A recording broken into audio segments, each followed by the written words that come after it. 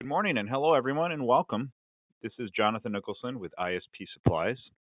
We're very happy to be joined today by Alan Yu, Director of Product Management with Cambium Networks. Today we will be discussing their new cnWave 60 GHz multipoint product line. Connectivity demands are quickly increasing with so many working from home and students of all ages studying online. With cnWave, you can deliver gigabit connectivity to homes and businesses in high density areas. It is also easily managed with CN Maestro for end-to-end network control. It is Terragraph certified and includes mesh support, which we will cover in today's presentation. For backhaul solutions, we will discuss the PTP850E all-outdoor E-Band 80 GHz solution and how it integrates with the PTP820C product and could deliver up to 10 gigabits of data to fuel your 60 GHz multipoint network. So we have a lot to cover today. Please submit any questions you may have, and we will cover them after the presentation. We will also be recording today's webinar for anyone that would like to rewatch it or may have missed it. Without further delay, I would like to hand it over to Alan Yu. Alan, the floor is yours. Thank you, Jonathan. Good morning, everyone. It's a pleasure to present our solution together with ISP Supplies. So as Jonathan said, we're going to cover two products today. The 60 GHz cnWave, we just released last month, and the shipping will be happen next month. And meanwhile, we also cover the microwave solution to show the multi-gig product of 850E E-Band. So what is the 60 GHz we have? This product comes with 3 different platforms. We have the V5000 as a distribution node, which is actually form the mesh layer on the together act as access point. We have 2 different client nodes, the V1000 for the mid-range and the V3000 for long range. The V3000 can also be used for dedicated point-to-point link for longer range. So the product is 11AY standard based and Terragraph certified. From the DM point of view, the V5000 we can support up to 50 gig throughput with channel bonding. We can also support up to 30 devices connected to the V5000. The radio do the beamforming, so the alignment becomes super easier. In the 60 GHz, you just need to point to the right direction. Really, there's no, because of the beamforming, you don't need to worry about the installation alignment become almost very simple and easy. Together, the radio is software defined. We do point-to-point, point-to-multipoint together with mesh. On top of that, we have CN Maestro as a single panel for network management tool.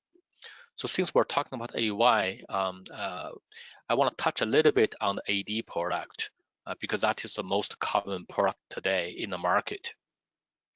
So AY is a new standard come from IEEE 802.11 family.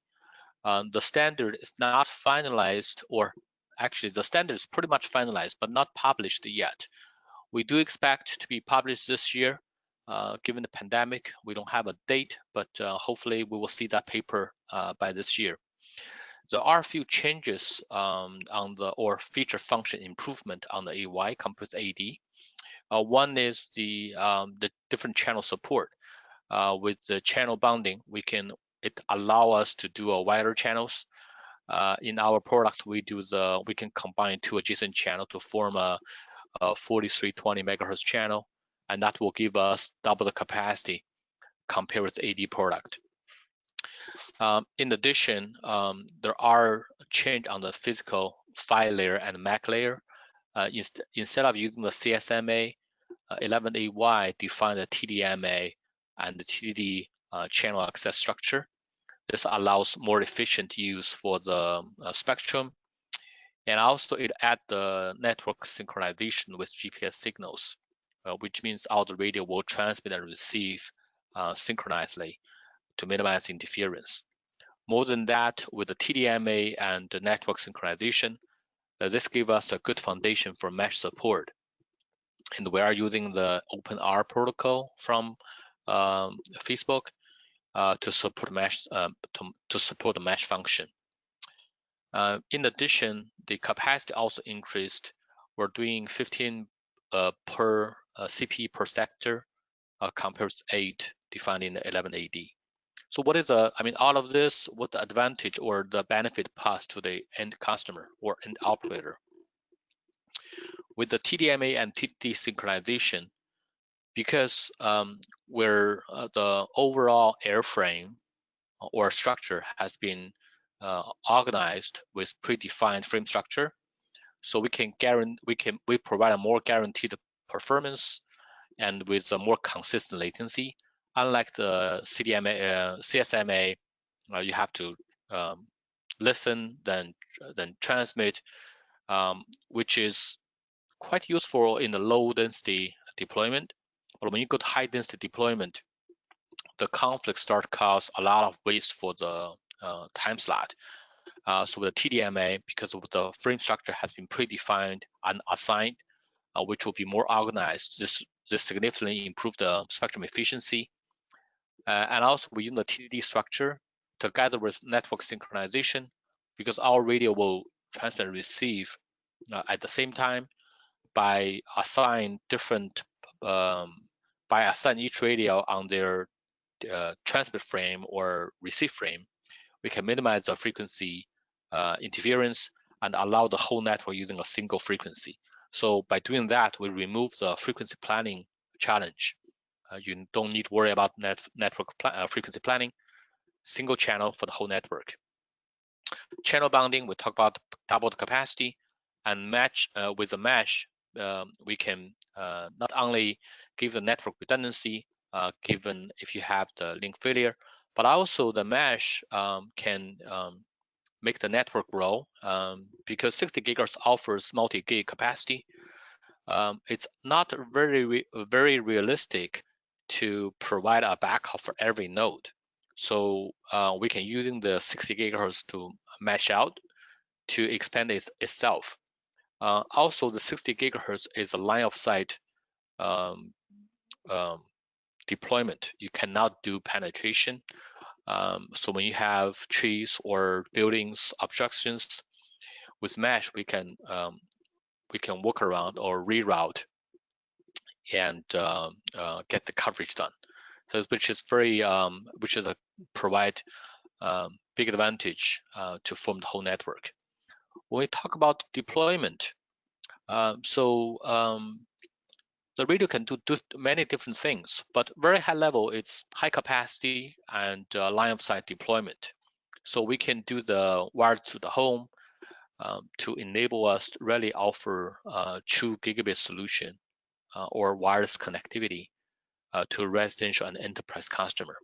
This really allow us to compete with or offer a same or even better solution compared with fiber.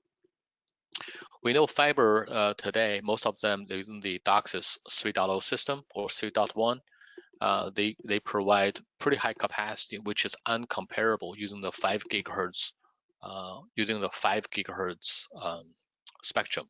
But with 60 gigahertz, and we can deliver the true gigabit throughput, just like fiber or cable. More than that, the cnWave 60 gigahertz, we do the symmetric throughput. So when we do when we deliver, say 1 gig up, we can also deliver 1 gig down, which is advantage over the cables, because most of the cable, the DOCSIS 3.0, they have a pretty high downlink throughput, but uplink throughput is not as high as 1 gig. With many people working at home or kids study remotely, there is a lot of videos or like gaming activities from the home. The uplink throughput and latency is a benefit when you have higher capacity and lower latency, and 60 gigahertz do have that advantage over fiber or cable. Meanwhile, we can also use this one to cover a building connectivity. So we can use 60 gigahertz to feed the multi-gig capacity to a building, then using the indoor infrastructure to distribute the traffic to either home or office inside the building. We can also do rooftop to rooftop to serve the multi-dwelling unit, and or to the last couple hundred meters extension for fiber when the fiber is not reach the last connection. So this is kind of like the where the 60 can be deployed. Of course, for the telco market, we can also deploy cellular backhaul, like 5G backhaul using the 60 gigahertz. It can also be the video surveillance backhaul in the smart city deployment. So those are the typical use case or deployment we have. When we look at the market, more specifically, the 60 gigahertz can be deployed in the because of the relatively short coverage, and also because of the high capacity. We see 60 gigahertz can be deployed in both the city or the urban market. We also see this one can be deployed in the suburban market. Go to the rural area, probably only the high density, like the village center, those places, because really 60 gigahertz is not for coverage. This is more for 60 gigahertz is ready for high capacity. So when we look at some of the deployment case we have done, or the trials we have done, we have the suburban deployment to deliver gigabits throughput for the residential people. We also have the 60 gigahertz to do the fiber extension and then cover the enterprise market. Like in this case, it was fiber operators using 60 gigahertz and cover the whole industrial area. They can cover the factories, the shopping place, and the residential buildings, and this saves them, gives them quite a significant saving compared to fiber versus wireless cnWave. We can save 30 to 50% of capital cost and compared to fiber deployment. In different region, the delta could be even higher, but that is really an advantage for operators to run wireless rather than change the ground and lay down the fibers there. So we have, so currently we have more than 15 cnWave trials deployed in all different regions. And we have the point-to-point deployment, multipoint deployment. We also have the mesh deployment in different country, different region, and some here the some of the pictures are from the field deployment. And also we have, you can see this is one of the actually the speed here. You bring my pen here. So this one is the Nextlink deployed in US. The trials you can see is multi-gig uplink and downlink in this trial. And this one is a V3000 installed. This is a V5000 DN, and this is a V1000 radios in a light pole deployment. So so we have done those trials, and there's more data. I think we just have we had a news posted last week. We're gonna share more field result.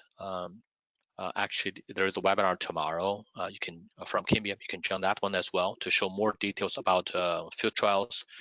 We will also have AirNet to present their trial result during the webinar.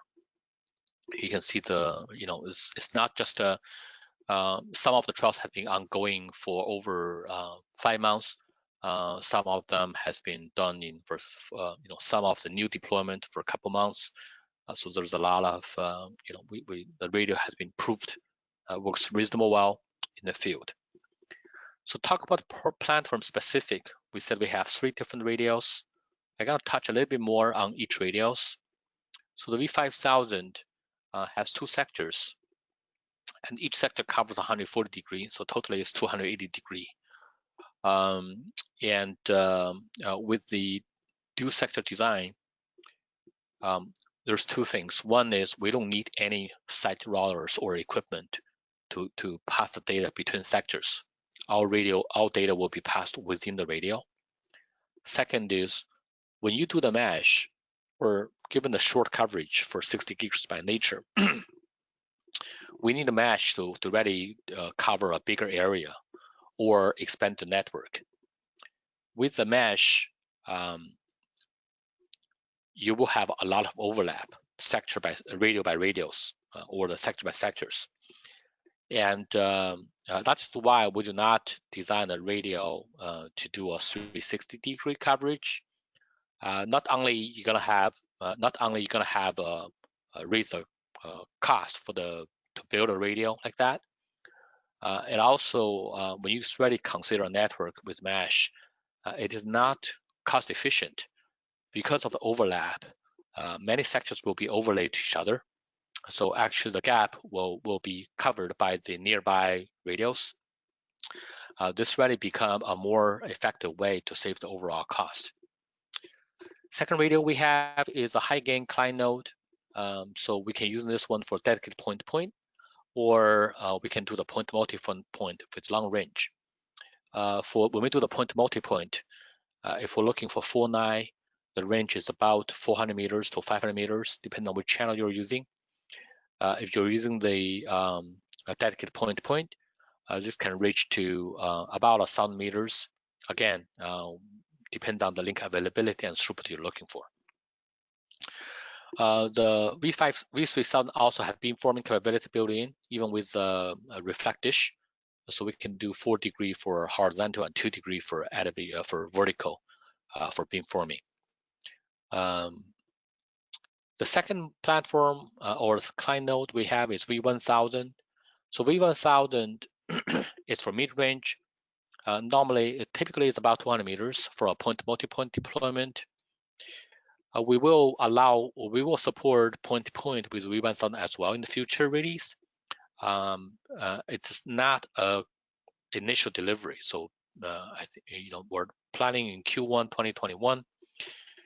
We will also support point-to-point using V1000, but currently V1000 is only used for point-to-multipoint. It has a single copper interface here, so we can do 1 gig up and 1 gig down using this V1000. Compact size, it's about size of your hand, and with a single 1 gig copper interface.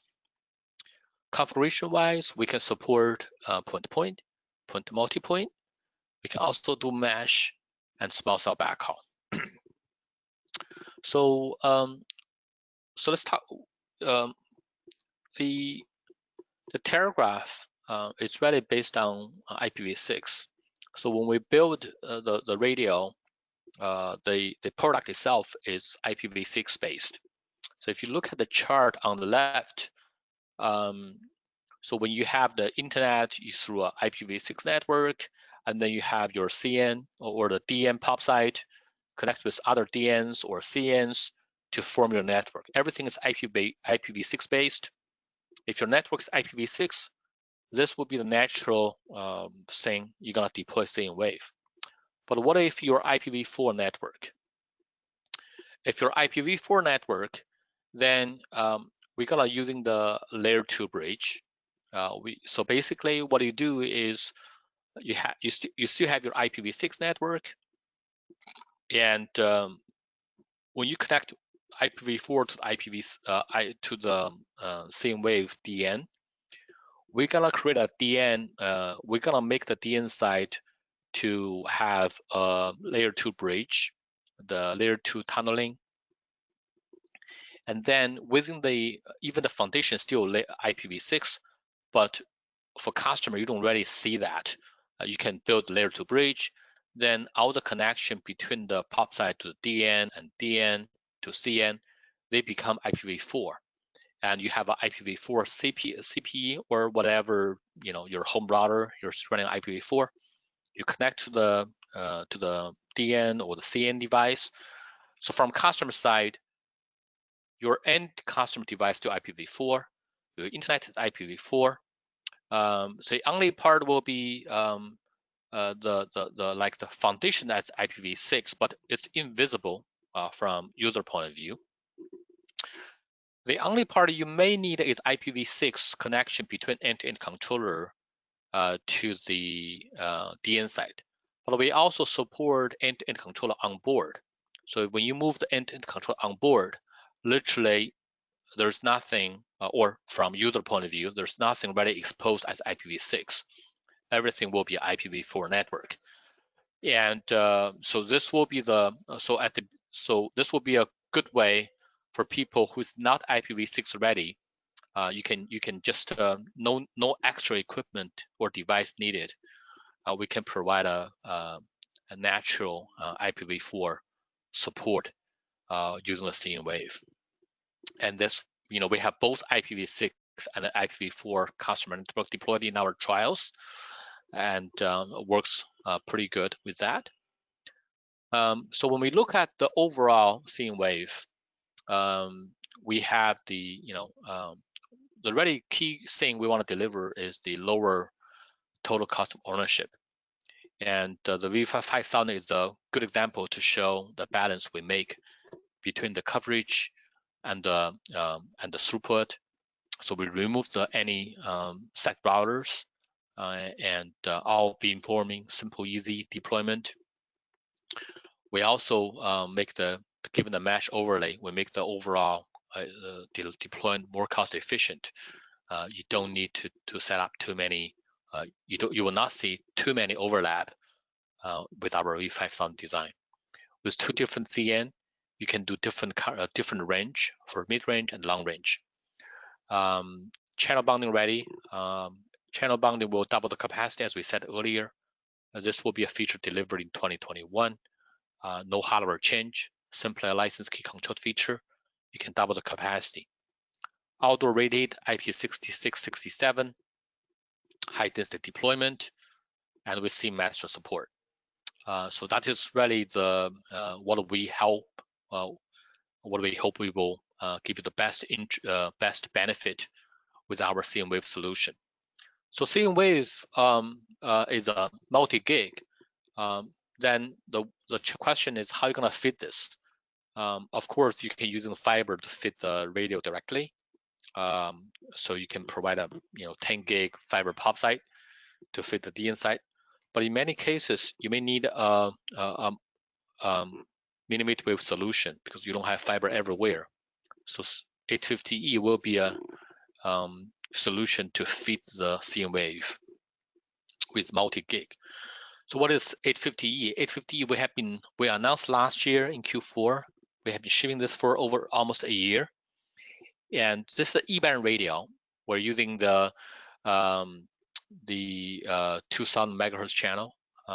We can support different channel size. I mean, with the widest channel is 2000 megahertz, and we can deliver 10 gig full duplex with a single radio. We also support XPIC. So with XPIC 2+, so we can do 20 gig, share a single antenna, and with 850E. So look at the radio itself. The radio size is a little bigger than the existing 820E or 820C microwave radios.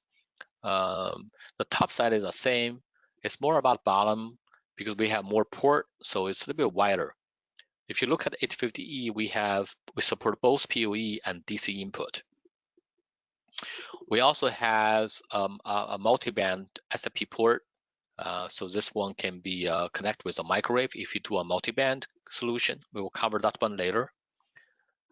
We have one of the QSFP port support 40 gig.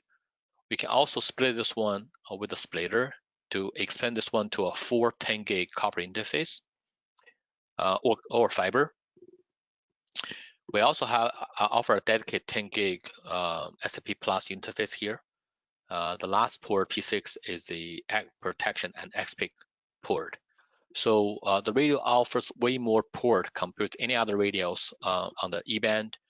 So we have, if you do the fiber, we have SFP port, we have one SFP plus, and another 4 SFP plus if you want to expand this port for the SFP plus interface. Throughput-wise, you can see we have different channel size with different modulation. Using the 2 gig channel size, we have with 112 QAM, 128 QAM, we can support 1 gig. All radios support header compression. So if the packet size is smaller, you will see the benefit to even get more throughput from the radio. In addition, we also support a feature called adaptive coding modulation and bandwidth, which means is when we have the rain fade, not only we reduce the modulation. So when we reduce the modulation, we see 2 things. One is transmit improvement. The other thing is receive sensitivity improvement. When we down to BPSK, we will also start to adaptive the bandwidth. So we're gonna cut the bandwidth to half size and quarter size.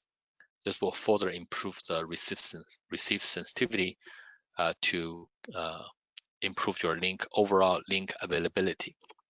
The algorithm running pretty fast. We can cop with 100 dB per second changing for the fade. Configuration wise, we can do 1+0. So we have 1-foot dish and 2-foot dish. You can simply direct attach the radio with a antenna.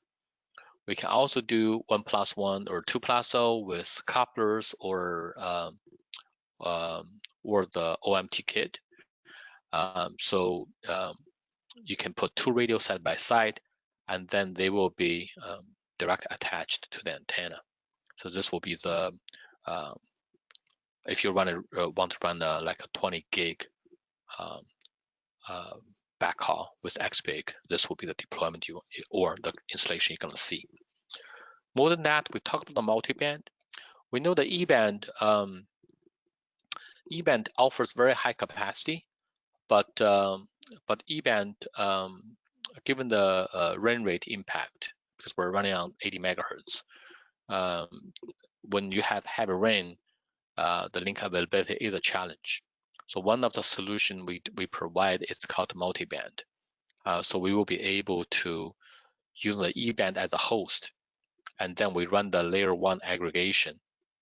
So we can combine the capacity of the microwave and the E-band, and with a single cable run to the customer network. The benefit of that one is we have a single cable or fiber connect to the customer equipment. Second is we're doing the layer 1 aggregation. So when the 850E start to see degradation, the traffic will be shared between 820C and 850E.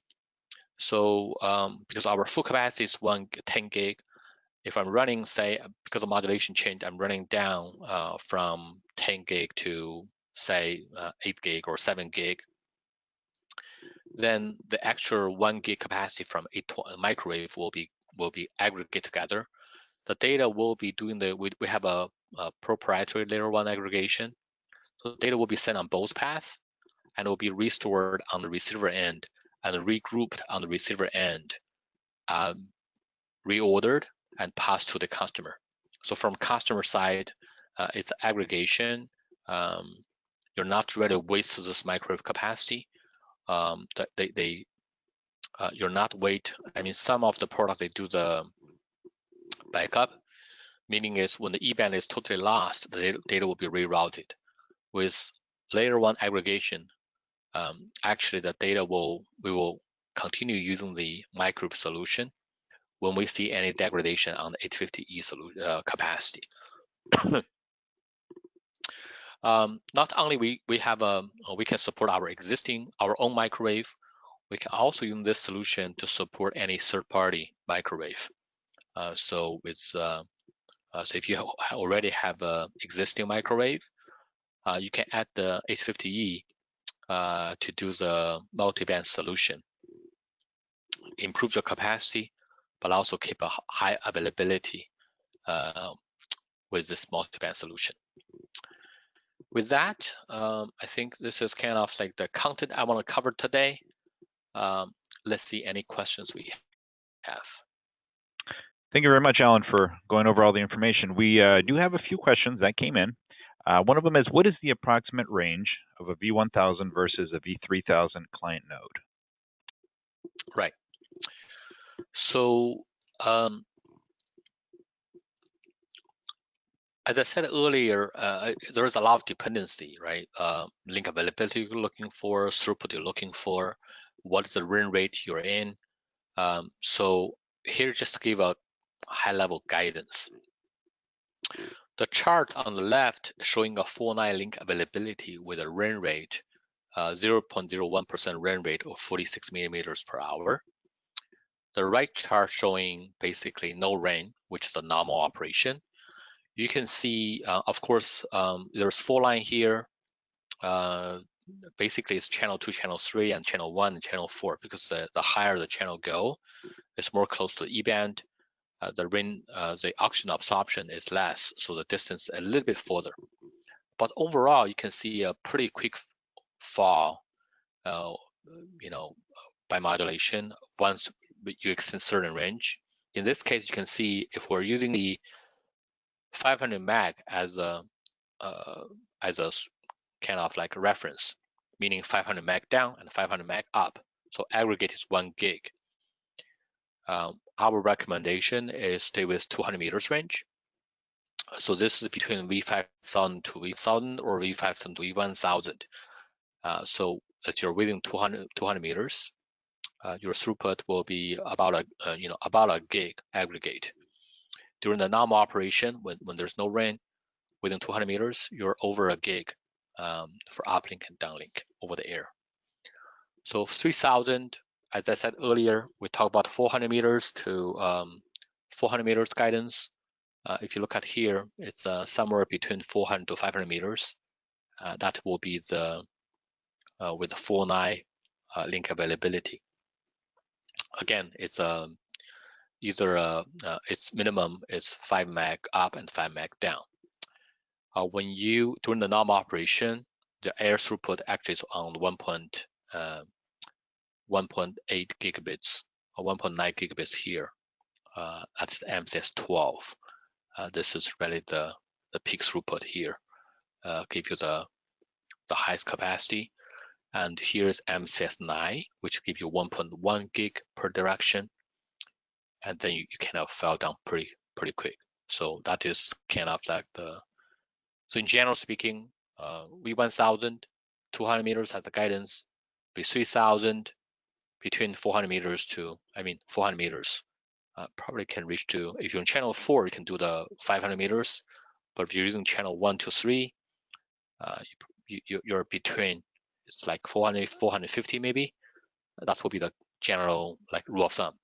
If you lower your link availability, you're saying I'm not using a 4.9, I'm happy with a 3.9, or my rain rate is not 46 millimeters per hour, I have less rain, then the range can be extended. Excellent. Thank you, Alan.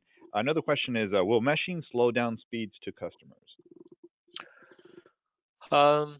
It will. Let's find a chart for mesh.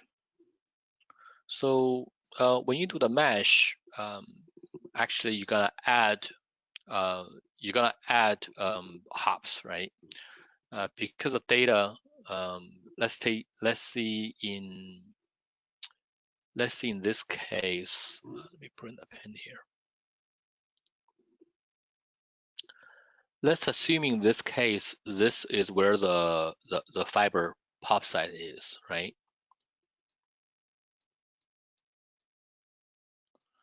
Every time you extend every additional hop, because the radio will not only used for backhaul or to form the mesh, it also used as access point to serve the CN locally. So every time you extend, your capacity will be dropped, or potentially it will be dropped, not absolute, because it really depends on at that moment how many traffic you still have. But generally speaking, if we're saying every radio is transmitting at the same time, if this one has, let's see, 3 gig capacity, and if this one has the 1 gig capacity, this 1 gig will be fed into this 1 gig and then back to the pop site. So eventually this one, the net capacity for itself is only 2 gig, right? Same thing if you further extend to here, this location, if this one has a gig, if this one has its own self a gig, then 1 gig plus 1 gig become 2 gig. This one only have 1 gig. So the capacity is, every time you extend further, you will lose some of the capacity. Latency will be also added. The latency is less than 1 millisecond. It's really between 200 microseconds to 800 microseconds.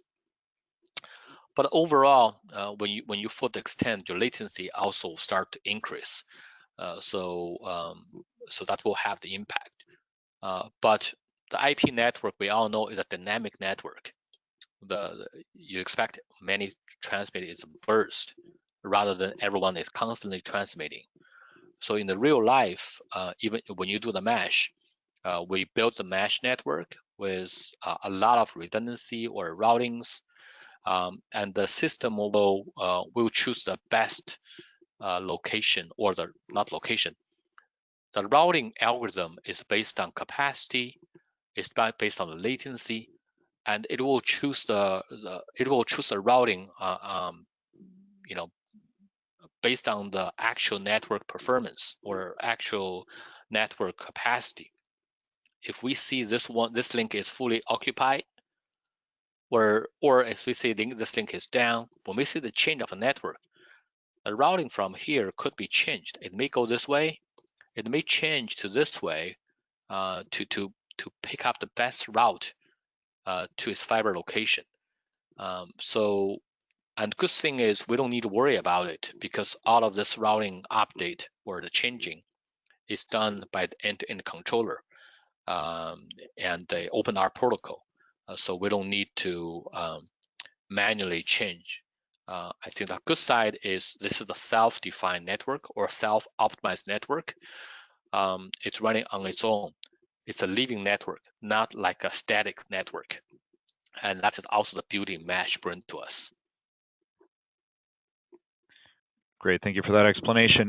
This last question is also related to meshing. Would having a distribution node on a house make their speeds fluctuate depending on the usage of the client nodes connected to it? It could. Actually, we talk about, like, for some of the trials we did, we add additional DN on the we add additional DN and use this one not only to form the mesh, but also using this one to serve the local the people, like one of the deployment we have done in Asia. The radio is for fixed wireless access and also Wi-Fi backhaul. And we add additional DN on the fixed wireless location. Not only it bring in the extra routing, make it more flexible, redundant for the network, capacity in the network, but also because of the DN itself is 3.8 gig per direction or per sector.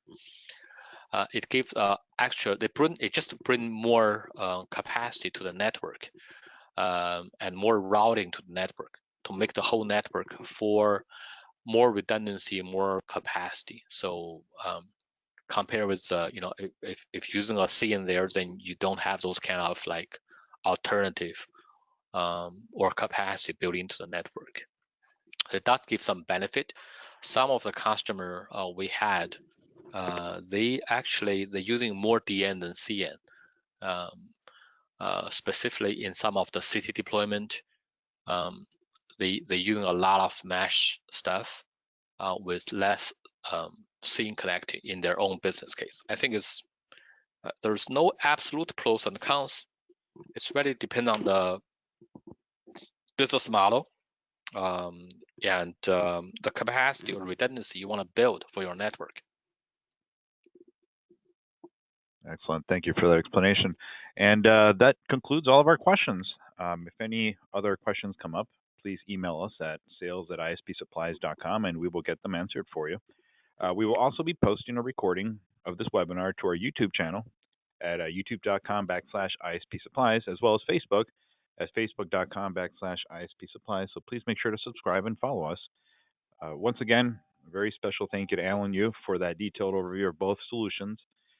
Currently, cnWave has a promotion in which you will receive a Cambium Care Pro service package for free for the first year for every radio purchase. Also, the PTP850E is currently on promotion as well, giving you a pretty substantial discount off the radio price as well as license keys.